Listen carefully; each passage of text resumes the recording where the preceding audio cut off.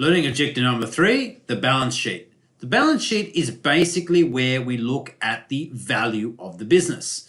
We look at the assets the business has and we look at the financial obligations, so the liabilities of that business, to get an understanding about what is the net value of the business for owners. Right? So this is the second statement that we're going to be looking at today. And the second statement you will find in annual reports for any organization that's, say, listed on the Australian Stock Exchange. Okay.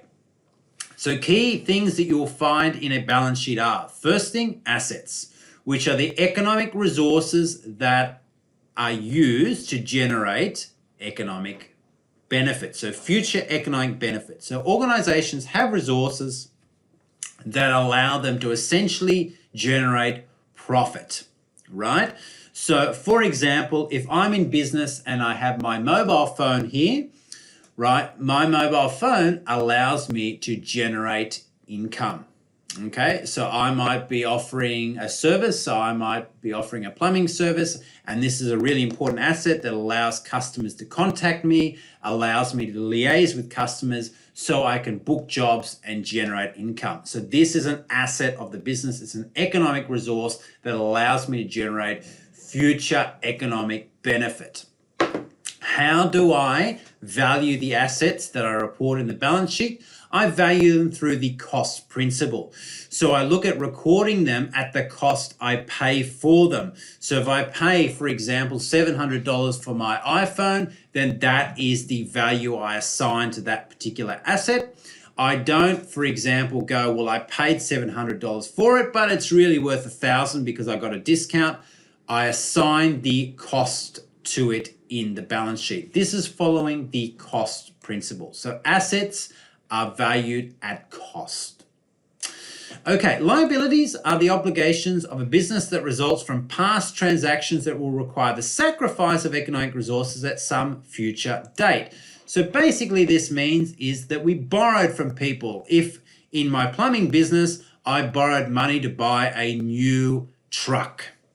So therefore, I have an obligation then to repay that money to the finance company as part of that asset acquisition. And so I will need to sacrifice economic resources, specifically cash, in order to pay off that particular truck at some future point in time.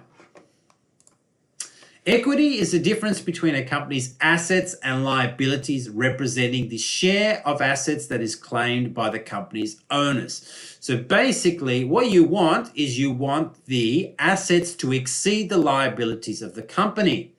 If they exceed the liabilities of the company, then of course the net balance is the owner's stake in the enterprise. So if a business has $100,000 in assets and $70,000 in liabilities, it means the owner has a $30,000 stake in this business. And when we look at the components of the balance sheet, you will find the owner's stake in the equity section as part of two different accounts generally. The first one is the contributed capital. So these are the resources that investors contribute to a business in exchange for an ownership interest, right? So essentially, owners generally contribute something to the business. So it could be an asset that they own or cash to get the business started or a combination of both. And so that is captured in the contributed capital number. Businesses then generate profit over time, and that profit is captured as part of retained earnings, provided it is not distributed back to owners. So retained earnings is exactly what the name suggests. It is basically what is retained by the business entity and not distributed out of the economic entity to owners' personal accounts, right? So remember, our economic entity in the business is separate from the owner's personal affairs. So if profits are not distributed, they are retained, they are treated as retained earnings, and that is part of the equity section of the balance sheet. And we'll look at how to calculate retained earnings shortly in today's workshop videos. Now, the basic structure of the balance sheet is this, and this is one of the most fundamentally important equations that you will cover in accounting. It is assets equals liabilities plus equity, right? So our assets either come from two different sources. We borrow or we contribute our own money. And this intuitively makes sense, right? Because if you've ever gone to buy a car and you can't afford to come up with the entire price of that car, you will be required to provide some of your own money in the form of, say, a deposit. And the finance company will hopefully lend you the rest, right? So if you buy a $20,000 car, right, you might have contributed $3,000 of your own money as a deposit, and the finance company lends you $17,000, giving you an asset of $20,000. The accounting equation is always in balance, right? The assets always equal the liabilities plus equity. If you remember one thing from today's class, this is the one thing you need to remember, because we are going to continue to build on this concept and use this equation throughout the coming weeks of the teaching session.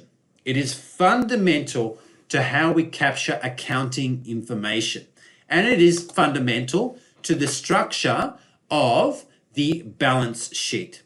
The assets are funded by a combination of liabilities and equity. That's the sense behind the equation. That's how you can remember it, okay? Now, when we report a balance sheet, we report it for a particular point in time, okay? So the income statement captures performance over a period of time, like 1 year, the financial year.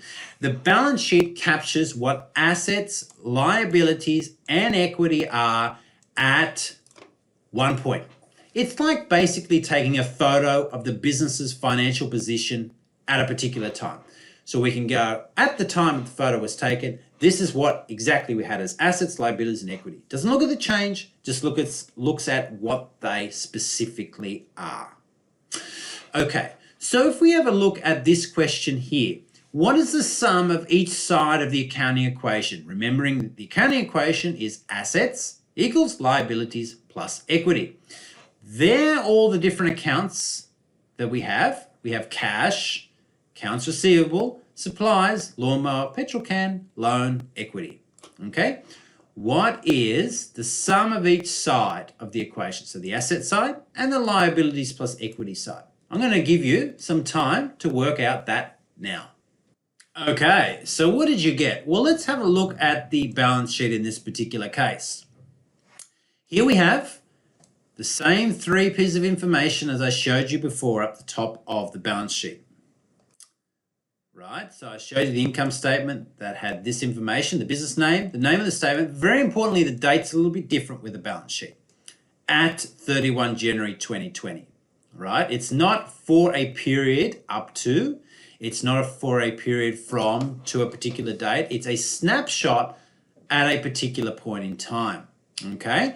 So what we can see here is we have cash, 194, accounts receivable, which is the amount we expect to receive from customers. So the customers have agreed to pay us at a point in the future. So that is an asset, because that's an asset that will bring us economic benefit in the future in the form of cash received from customers. We have supplies, petrol. So that is a supply. It's an asset we hold that brings us future economic benefit. That is, we'll be able to use our lawnmower with the petrol. We have the lawnmower for $195, and we have the petrol can, which we paid $15 for. That gives us total assets of $534. Now, if we look on the other side of the balance sheet, we have notes payable, right? So these are short-term liabilities we have to pay off of $200. That's our only liabilities. So total liabilities is $200. We have contributed capital. That's the money we put into the business of $100, retained earnings which have been distributed to owners of $234, giving us total equity of $334. If we add up the total liabilities and equity, that equals $534, which is good because that equals the total assets of $534. Okay, so total assets and total liabilities and equity both equal $534, right?